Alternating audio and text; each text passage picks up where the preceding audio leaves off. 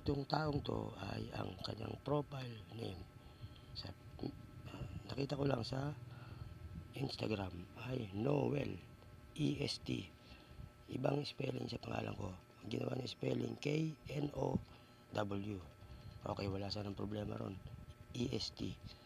Kaso nung binuksan ko, yan, siya yan. Binura niya ibang pagkakakilanlan. Yan. Naging Noel Esteban din. Okay, sabihin na natin siya pangalan ko siya, walang problema. Pero paano nangyari na binlock ko siya dahil sa pangalan ko siya?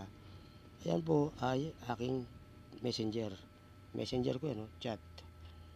Paano nangyari na binlock ko siya, siya yung naka-profile picture sa messenger ko yan.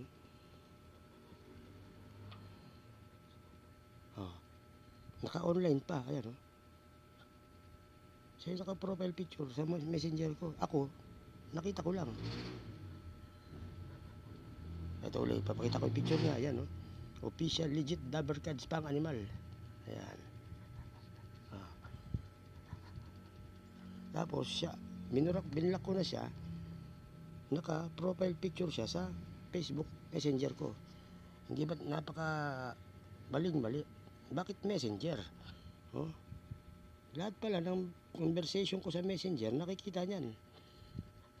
Ito, yan. Yan, yung nakakulay itim na yan, yung Teban Esteban Evangelista, ako yan. Dapat ayun yung profile picture niya, yan. Yan ang profile picture niyan. Iba, yung binura ko na yun, ito. Yan. Ito siya. Yan, siya yan. Yan. TV5. Legit Dabber Cards daw siya. Ayun, nakita nyo, yan ang forma. Pagpunta doon, sa messenger ko, na, ito po kasi isang cellphone ko to. Hindi yan yung naka-profile na, diba? Ayan,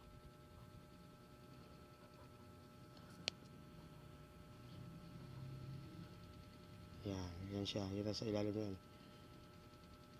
Naka-online pa.